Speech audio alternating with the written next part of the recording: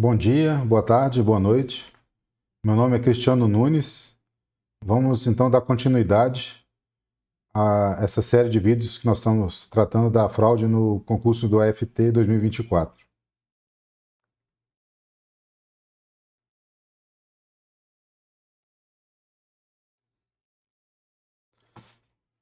Então, continuando, a fraude pesada no AFT do CNU 2024 e quase nada é feito pelos representantes estatais, parte 2. A parte 1 foi o vídeo anterior a esse, que se encontra no canal.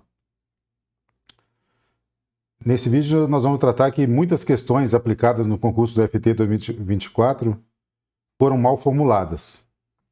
Não se sabe se, supostamente, por falta de zelo dos avaliadores e da banca examinadora, ou se por incompetência dos avaliadores e da banca examinadora, ou se por má fé. A ideia da suposição de má fé é que questões mal formuladas ou incorretamente formuladas não teria como candidatos que estudaram acertarem essas questões, e aqueles que iriam fraudar o concurso, né, que já teriam o gabarito incorreto da questão, mas que a banca referendou, iriam obter essa pontuação nas suas notas, enquanto os demais não conseguiriam obter essa pontuação. Né, e isso causaria uma distorção no concurso, como de fato causou. Né? Aí aqui nós temos, na época dos recursos administrativos das questões, né, recurso administrativo é aquela fase que, após você fazer a prova, né, quando a banca examinadora divulga o gabarito, né, preliminar dela, ela abre para recursos para os candidatos que não concordarem com o gabarito preliminar recorrerem e tentarem convencer a banca de que a questão deve ser alterada o gabarito ou deve ser anulada. Né? Então aqui, por exemplo, nós temos na época lá o site do FT Charles Oscar, né, e com as suas sugestões de anulação de várias questões. Né? Ele está apresentando as proposições dele de recurso. Né? Aqui também um outro canal também que estava acompanhando o concurso de FT, né, também com comentários e possíveis recursos para a prova. Né? Um vídeo longo, de 1h20.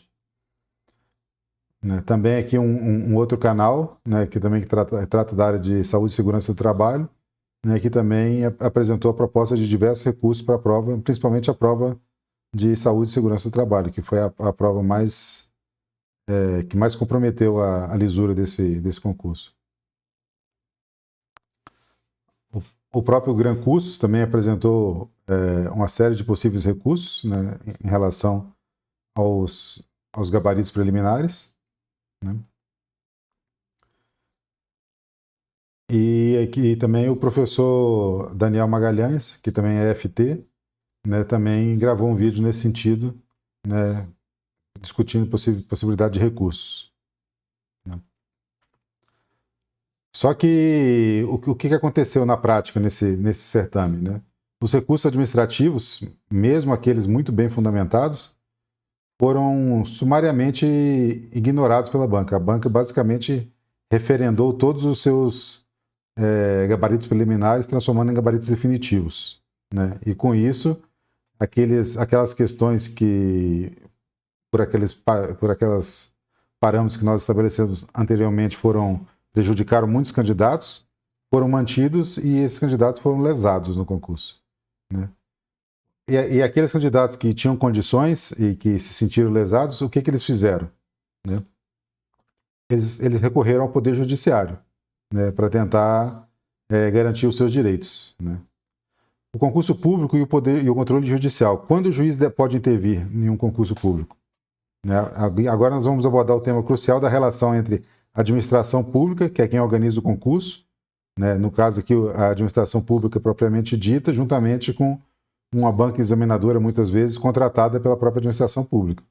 E o Poder Judiciário, os juízes, especialmente quando o candidato se sente prejudicado. A importância do concurso público. Né? O concurso público é a regra para entrar no serviço público. Né? É o processo obrigatório para a maioria dos cargos públicos do Brasil. Né? Por que existe o concurso público? Para garantir que todos tenham a mesma chance e que os mais preparados sejam os escolhidos.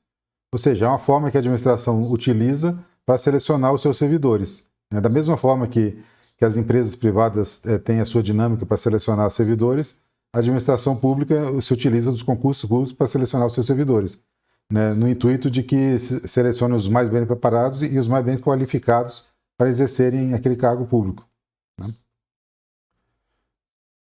Agora vamos tratar da parte do edital e a proteção de confiança. O edital é a lei do concurso. Todo concurseiro sabe dessa norma. O edital é como se fosse um contrato. Ele contém as regras do jogo, as matérias que vão cair, os tipos de prova, como recorrer. Nessa parte, como a gente ainda não tem uma legislação específica para concurso, por exemplo, a parte de matérias, por exemplo, seria interessante que as bancas examinadoras colocassem as fontes de onde vão retirar as matérias. Por exemplo, citasse a parte de direito administrativo, por exemplo, qual doutrina, qual doutrinador que eles vão utilizar para formular as questões. Porque dependendo do assunto, um determinado doutrinador tem um entendimento e outro doutrinador tem outro entendimento, ou seja, a resposta pode divergir dependendo de onde o candidato estudou a matéria. Princípio da legalidade. A administração deve seguir rigorosamente as regras do edital. Se o edital diz, por exemplo, que cada questão vai ter uma única resposta correta, deve ser assim. Isso aqui é importante vocês prestarem atenção nessa parte que eu destaquei aqui de uma única resposta correta. Daqui a pouco nós vamos aprofundar nisso. Proteção da confiança. O candidato estuda e se prepara com base nas regras do edital. Ele cria uma expectativa de que essas regras serão mantidas. A banca examinadora não pode mudar as regras ou cometer erros grosseiros.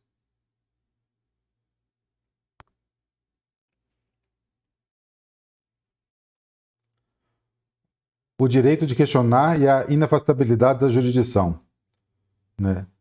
A porta do Poder Judiciário está sempre aberta. Isso é o que diz o artigo 5º, 35 da Constituição. A Constituição garante que nenhuma lesão ou ameaça de direito será excluída para apreciação do Poder Judiciário.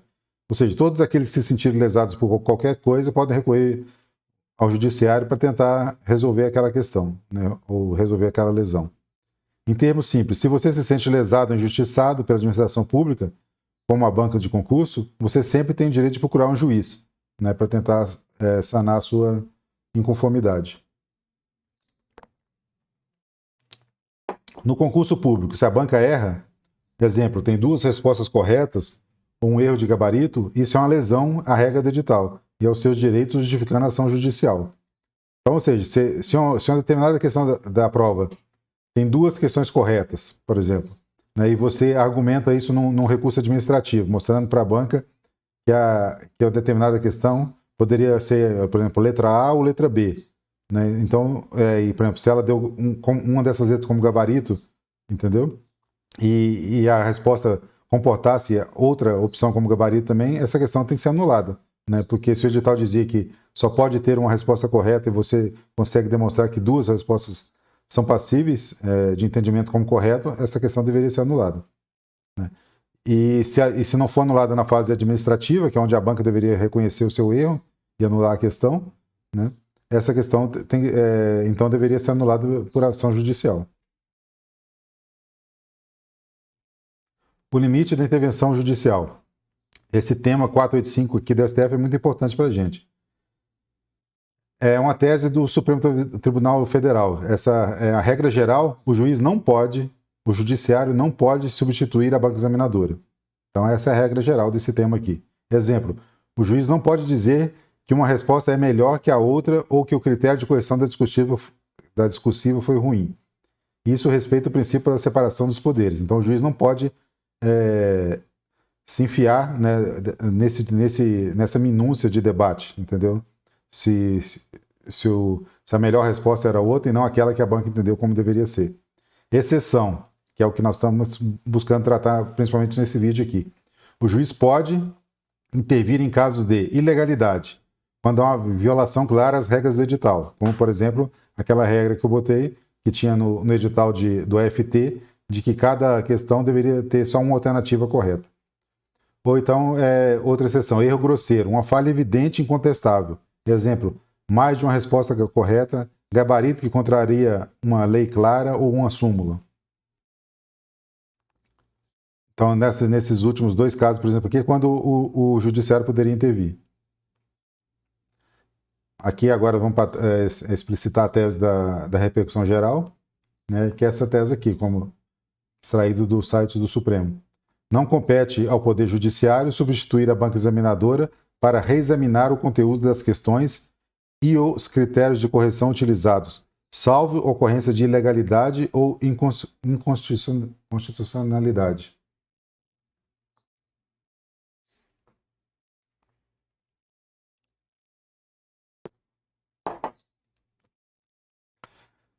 Então, se vocês estão acompanhando o conteúdo até agora e estão achando que está sendo produtivo, deixe o seu like, compartilhe esse vídeo para que mais pessoas tomem conhecimento dele e não deixe de deixar o seu comentário ao final do vídeo para eu poder ver como é que está o pensamento de vocês, as discussões e também para produzir outros vídeos a respeito desse tema.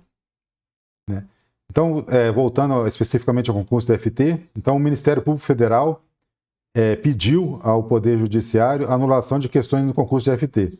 Ou seja, a questão estava tão escancarada que a prova era de baixa qualidade, né, que o Ministério Público entrou na Justiça, por meio de uma ação civil pública, né, solicitando a anulação de algumas questões do concurso, especificamente 4 questões. Né? Que são muitas questões, né? 4 questões na parte da tarde, né? Entre 50, né? É quase 10% da prova. Então, o Ministério Público pede anulação de 4 questões no concurso público nacional unificado. Né? Em ação civil pública, o Ministério Público Federal aponta que há indícios de erros nas questões 33, 35, 37, 39 no gabarito 1. Então, são 4 questões, sendo que a numeração delas varia conforme o gabarito. O tipo de gabarito, né? Questões que deveriam ter sido anuladas pela banca examinadora ante suas claras ilegalidades. Então agora nós vamos tratar das questões que eu acompanhei a discussão e vi que eram aquelas mais passíveis de terem sido anuladas pela banca, né, e que não foram anuladas, ou então pelo menos terem sido alterado o seu gabarito. Né? Mas a maioria delas deveria ter sido anulada. Então a dinâmica, como é que vai ser essa parte do vídeo? Eu vou apresentar para vocês uma série de questões da prova de FT, né, e uma série de trechos de pareceres. O trecho que estiver em cada slide foi emitido por um renomado especialista diferente. Ou seja, eu vou colocar o texto da questão e colocar o que um determinado especialista falou sobre aquela questão. E no próximo slide, outro especialista e outro especialista, até chegar uma nova questão e assim sucessivamente. Primeira questão, essa aqui foi uma questão, por exemplo, também que o Ministério Público também pediu a anulação dela, né? Essa questão da sobrecarga de trabalho, né? E a banca examinadora, CES Gran Rio, falou que a alternativa correta seria essa letra B, né? Então teve por exemplo, teve um cidadão que entrou na justiça, né? E ele solicitou, no curso do processo, no processo judicial, né, que o juiz nomeasse um perito, né, para poder avaliar aquelas questões que ele estava dizendo que continham erros, né, apesar da banca argumentar que não estavam erradas. Então o juiz nomeou um perito judicial, né, no curso desse processo que está destacado em vermelho aqui, né, para poder se manifestar sobre as questões. E sobre essa primeira questão que nós vimos, né, esse perito judicial, que é um perito totalmente isento, que é um perito nomeado pelo juiz, né, não é um perito de nenhuma das partes, né, ele concluiu que, diante do exposto, isso aqui é só o final do parecer dele, o parecer dele é bem mais longo, que a questão 39, aquela que nós vimos, não possui apenas uma resposta correta. Ou seja, se é uma questão de um concurso público que não possui apenas uma resposta correta, o que deveria ter ocorrido com essa questão? Deveria ter sido anulada, né, na fase administrativa já. Né? Mas se não foi feito na fase administrativa, deveria ter sido feito na esfera judicial. Aqui um outro parecerista, né? Dizendo que meu parecer é que a questão deve ser anulada por apresentar erro grosseiro, né? E que se encontra em desconformidade com a técnica e com a legislação. Um outro parecerista, diante do exposto, isso aqui é a conclusão do parecer dele, né? Que foi juntado a um processo judicial. Foi identificado que não existe somente uma resposta correta para essa questão, ou seja, também está dizendo que tem múltiplas respostas corretas, ou seja, uma questão que evidentemente deveria ter sido anulada. Um outro parecerista, desta forma, a alternativa A é a mais apropriada. Ela tá considerando que a mais apropriada seria uma que é diferente daquela que foi dada como gabarito pela banca. Um outro parecerista diferente. A questão possui apenas. Foi feito quesitos, né, para ele responder a respeito da questão. Né? Quesitos são perguntas que as partes que estão discutindo na justiça fazem para que um determinado especialista se manifeste. Né? Então aqui a pergunta foi bem objetiva. A questão possui apenas uma alternativa correta? E a resposta dele, não. Né? E aí depois ele argumenta.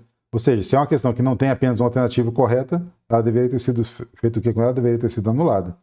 Né? Ela não sendo anulada, ela causa enormes prejuízos aos candidatos naquele concurso. Né? E possibilita essa questão que nós estamos vendo aqui nessa série de vídeos, né, que aqueles que detinham, que tinham posto o gabarito antes da realização da prova, que acertem essa questão pelo conceito da banca examinadora e que abram uma vantagem competitiva enorme sobre aqueles que estudaram e erraram a questão por marcar uma outra alternativa que também estaria correta, mas que não foi aquela que a banca considerou.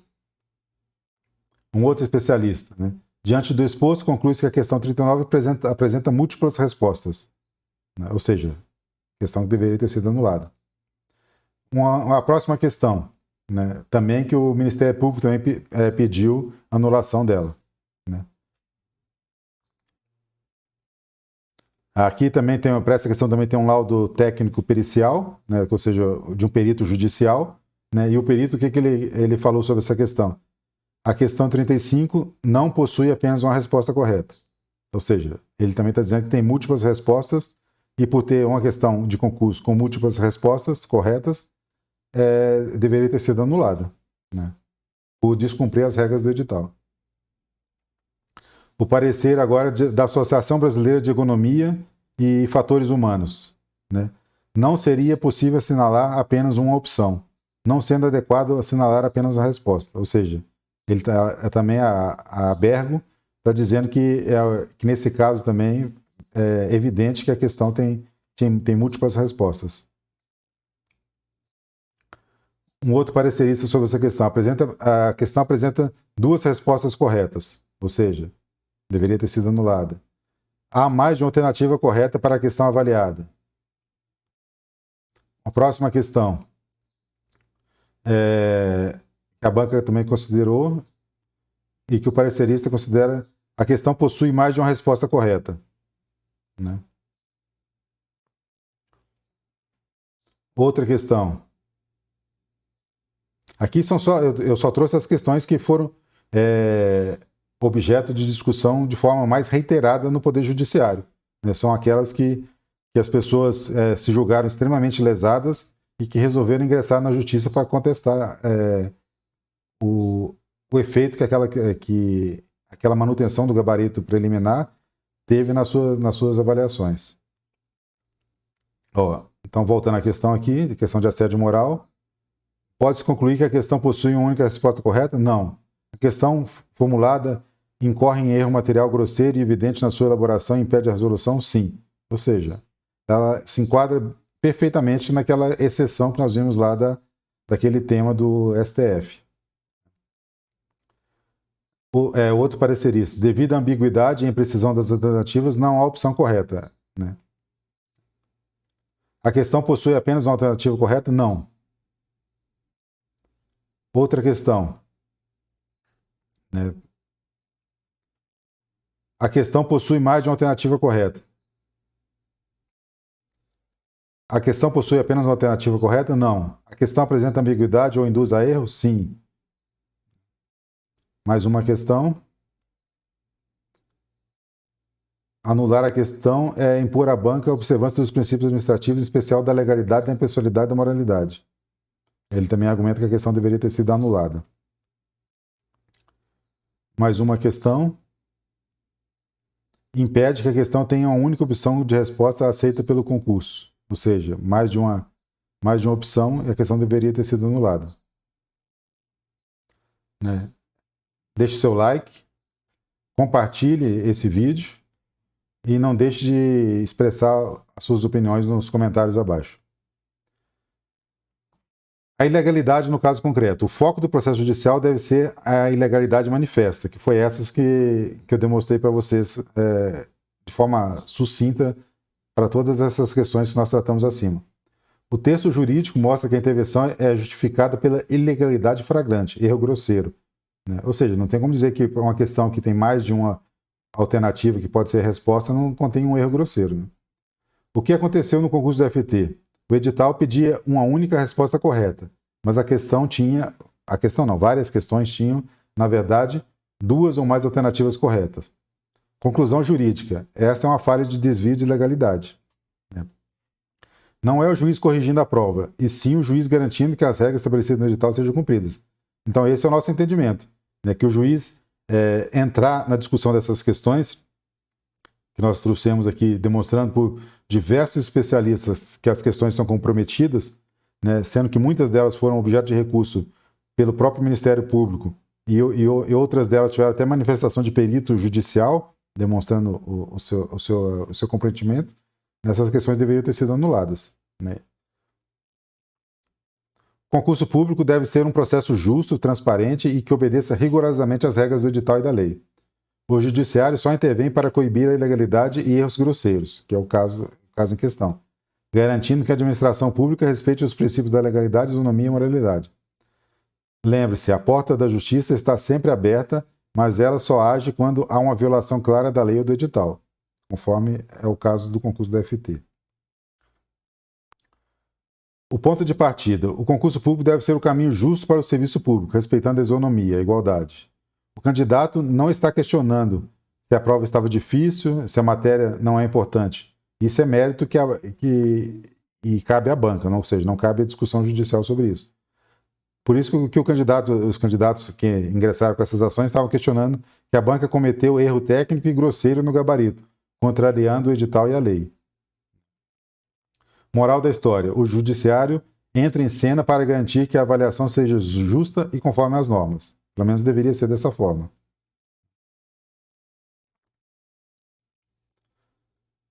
A diferença crucial entre legalidade e mérito. Que é aqui que nós vimos que naquele tema do STJ é aqui que reside a questão do juiz analisar o caso e ver se ele vai entrar na discussão, né, se ele vai aceitar a discussão da questão ou não. Né? O limite da banca. O que é mérito administrativo? Discricionariedade. É a margem de escolha do administrador, no caso representado pela banca examinadora, sobre o que é mais oportuno e conveniente. Exemplo de mérito. A banca decide quais matérias e o nível de dificuldade da prova. O juiz não pode interferir aqui. O que é controle de legalidade? É a verificação se o ato da banca está de acordo com a lei e o edital. Exemplo de legalidade. A banca errou o gabarito. O juiz pode e deve intervir aqui. Conclusão. A intervenção judicial não é intromissão no mérito, mas sim um exercício legítimo de controle para evitar a arbitrariedade da administração. Ou seja, ou pelo menos deveria ser dessa forma. A síntese da tese jurídica. O judiciário só pode revisar atos de concurso, primeiro, só para verificar a legalidade, cumprimento do edital e da lei. Não para analisar o mérito, o conteúdo técnico. Vício grosseiro e evidente. A jurisprudência, decisões de outros juízes, que esse é o conceito de jurisprudência, demonstra que quando o erro é claro, técnico e insofismável, não pode ser negado. Os tribunais intervêm para anular a questão e proteger o candidato. Lembre-se, a atuação do juiz se dá no controle dos limites da discricionariedade, para garantir a justiça e evitar atos arbitrários da administração pública, no caso representado pela banca examinadora.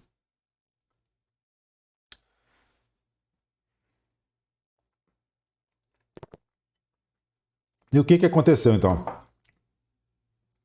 E as pessoas procuraram pela justiça por meio do Poder Judiciário. Então aqui eu só peguei, só para vocês verem que esse concurso foi altamente interpelado no Poder Judiciário. Somente esse cargo de AFT. os erros foram tão grosseiros nessa prova que muitos cidadãos resolveram ingressar na justiça contestando essas questões, né? Principalmente aquelas que eu trouxe para vocês, resume o grosso, o núcleo das questões que estão sendo discutidas nesses recursos, né? Então aqui uma primeira ação, deixa eu voltar aqui. Primeira ação do Romário, da Bahia, ele pediu anulação das questões, foi julgado improcedente o pedido dele na primeira instância, né? O Darlan também pediu anulação, ainda não tem julgamento. A Larissa também sem julgamento. O Paulo sem julgamento. Aqui eu coloquei o número dos processos que vocês podem confirmar essas informações que eu estou repassando. O Sandro também ainda sem julgamento. O Maico também sem julgamento. O Ramon também sem julgamento. O Fernando foi julgado improcedente, ele entrou com apelação, né? A apelação é quando você recorre da decisão daquele juiz monocrático de primeiro grau, né, para ser julgado por um tribunal, né, onde tem os desembargadores, né. A Patrícia também pediu anulação, ainda não tem julgamento. O Vinícius também está sem julgamento, né. O Agnaldo sem julgamento. O Luiz, da Bahia, o juiz deferiu para ele, o juiz de primeiro grau entendeu que uma questão de fato deveria ser considerada pontuação para ele, deveria ser anulada.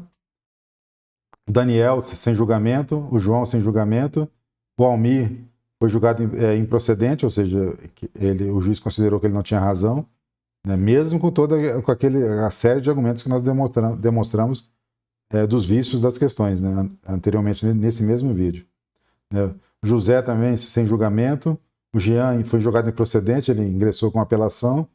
O Kleber também sem julgamento, o Flávio foi também julgado improcedente, né, e o Gianso sem julgamento ainda. O André também ainda está sem julgamento, ou seja, tem muitos processos que ainda estão em fase de julgamento, né, na primeira instância. O Igor sem julgamento, a Maria sem julgamento, o Rodolfo foi julgado improcedente, né. Apesar de ter muitos sem julgamento, vocês verem também que muitos deles, a grande maioria, os juízes já de primeiro grau já estão julgando improcedente, né, ou seja, que apesar de toda aquela quantidade de vícios que nós enumeramos acima, e apesar da robustez dos argumentos contrários à questão de ter, por exemplo, uma única alternativa, né, os juízes estão referendando a posição da banca. O Bruno também sem julgamento, mas ele cita interessante que ele cita na peça dele uma sentença onde 4 questões foram anuladas por um outro magistrado. O Ricardo também sem julgamento, né? O Jairo foi julgado improcedente, ele entrou com apelação. O Francisco, improcedente, também apelou. A Kátia, também improcedente, também apelou. O Davi, também improcedente, apelou. O Vicente, improcedente, apelou. E o Vicente aqui foi bem interessante, que o juiz além de não conceder para ele o que ele tinha direito, supostamente em cima daquilo que ele recorreu, né, ou seja, desses vícios das questões, ele ainda foi condenado a pagar, né, R$ 7.800 por ter ingressado com essa ação, né. A Marcela foi julgada improcedente, a Ariane improcedente com apelação, o Marco improcedente apelou também, o Jamerson improcedente apelou, a Thalita improcedente também apelou. E aqui, esse vídeo do YouTube aqui, do professor Jonas, ele traz um caso, né, onde o juiz de primeiro grau, né, anulou 8 questões para um determinado candidato, né, ou seja, alterou completamente a nota dele, né, em relação ao que ele tinha antes de ingressar na justiça. Né, agora vamos ver como que o Poder Judiciário acolheu essas questões. Nós vimos ali já, né, a maioria delas foi julgada improcedente. Sobre quais argumentos? Né? Aqui, por exemplo, já é a ementa ou seja, já é a decisão do segundo grau, né, do caso do Jairo, né? Eles argumentaram em cima do tema 485, né, naquele que fala lá que o judiciário não deve adentrar na discussão do mérito das questões. Eles consideraram que era uma discussão de mérito, mesmo não sendo uma discussão de mérito, né, conforme demonstramos, né? E eles argumentaram que, no caso, não se verifica qualquer vício evidente nas questões impugnadas. que justifique a excepcional intervenção judicial, inexistindo erro grosseiro ou cobrança de conteúdo estranho edital. Não há erro grosseiro quando várias questões possuem mais de um gabarito correto. O Vicente também, que já é aquele que foi apenado também por não obter o que ele foi buscar no judiciário, ainda ter que pagar R$ 7.800 de honorário. Isso no primeiro grau, porque o pessoal da turma, né, no segundo grau, ainda majorou, né, os honorários que ele vai ter que pagar. Argumentação. Análise dos autos não revela afronta objetiva ao edital ou critérios irrazoáveis ou desproporcionais aplicados pela banca examinadora. A atuação da administração pública pautou-se pela discricionariedade técnica, a qual não se sujeita ao reexame judicial, salvo devido de finalidade e manifesta incoerência, o que se comprova nos autos. O que ele está querendo dizer aqui? Logicamente, quando está uma discussão judicial, né, a banca apresentou, né, discordância de que, por exemplo, que aquelas questões tinham mais de um gabarito correto, né, e ela fundamentou por alguma justificativa qualquer, né. E o magistrado, mesmo nesse caso aqui, mesmo com vários especialistas dizendo que várias questões tinham múltiplas respostas, eles resolveram aceitar, né, digamos assim, a opinião da banca examinadora, né, como representante estatal. Né. Um outro julgado. Né. No caso dos autos, o apelante não logrou êxito em demonstrar qualquer ilegalidade. As questões controvertidas foram devidamente fundamentadas pela banca examinadora, sendo incabível a atuação do Poder Judiciário para substituir a administração, sob pena de grave ofensa ao princípio da separação dos poderes. Ou seja, nós estamos vendo aqui de forma reiterada, né, o Poder Judiciário aplicando de forma incorreta aquele tema, né, 485 lá. Então, com isso, o que causa? Né?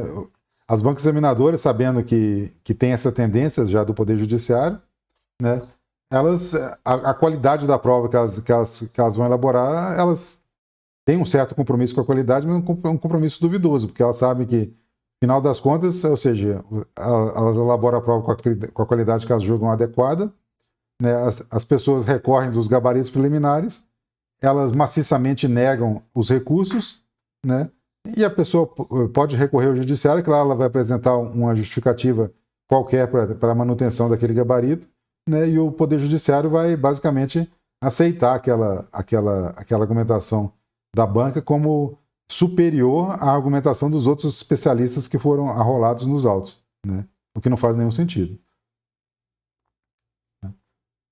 Outra também decisão de segundo grau. No caso concreto, o candidato pretende anulação de questões da prova objetiva alegando má formulação das questões objetivas.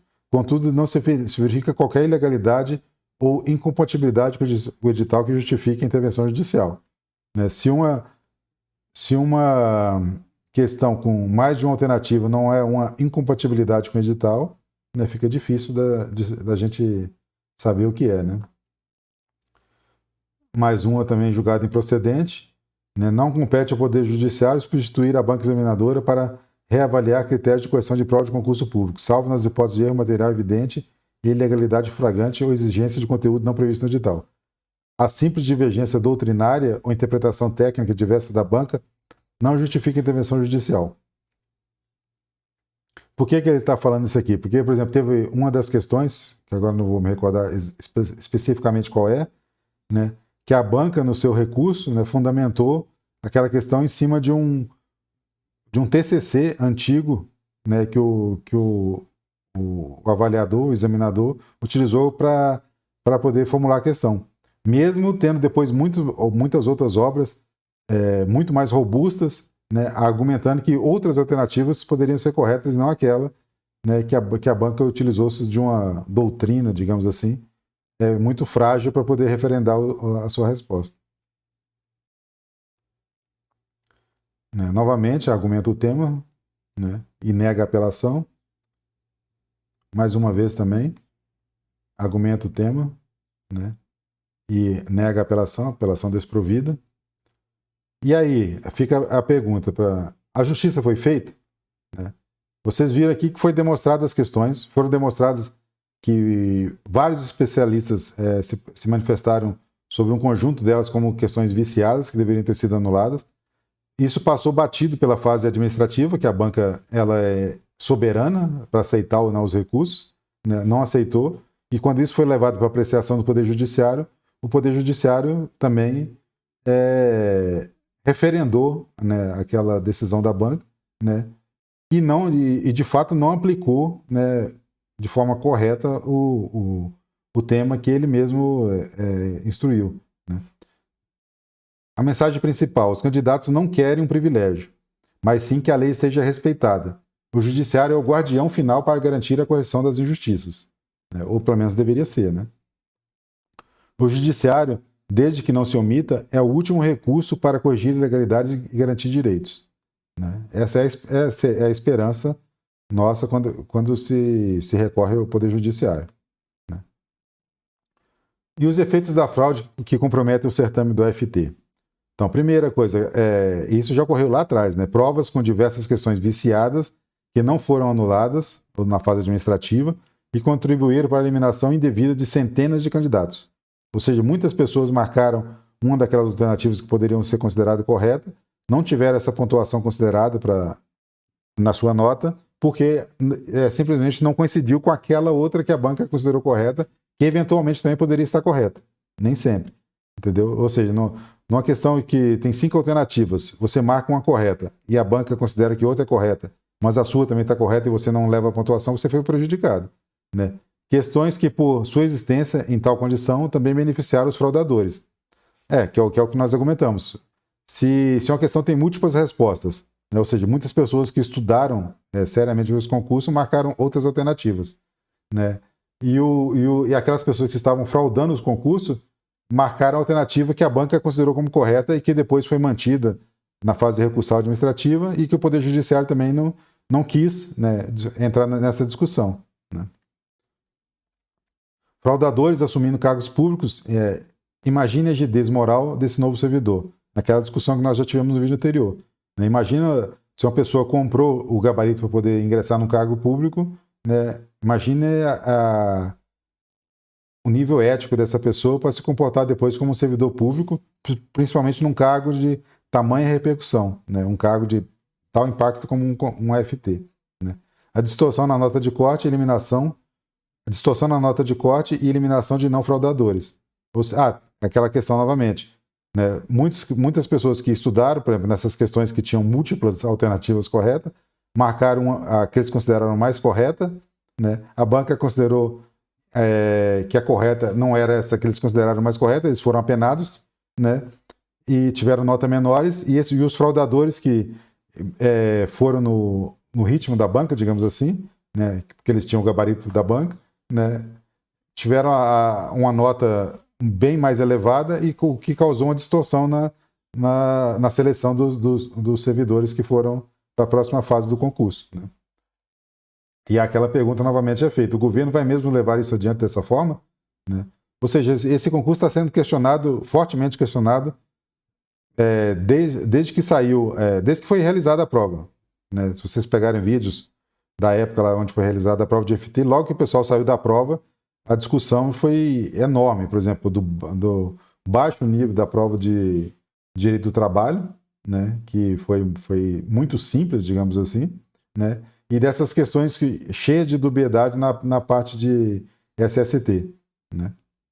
E aí o governo passou a mão já lá atrás. Quando as questões foram discutidas também na fase administrativa e não foram acatados os recursos, né, o governo também ou acompanhou, ou deveria ter acompanhado, e também passou a mão também para levar adiante. Né? E depois, quando o Ministério Público entrou na discussão também da validade, da qualidade do certame, né, o governo insiste em levar o concurso adiante. Né? E agora, com a questão da discussão das fraudes, o governo ainda insiste em dizer que é uma fraude pontual e que é um concurso que não foi comprometido. Né? Ou seja, está assumindo essa questão de colocar diversos servidores fraudadores e outros tantos não qualificados para ingressar no quadro dos AFTs. Né? A repercussão disso social deve ser imensa. Curta o vídeo, compartilhe e deixe seu comentário, né? O detalhamento e a ponderação a respeito da fraude no concurso público para o cargo de FT e a suposta emissão do Poder Judiciário irá continuar em próximos vídeos. Não percam. Ou seja, nós teremos pelo menos mais 2 vídeos tratando desse assunto, né, onde eu vou esmiuçar outros detalhes e outros aspectos que devem ser levados em consideração nessa discussão. Forte abraço a todos. Até a próxima.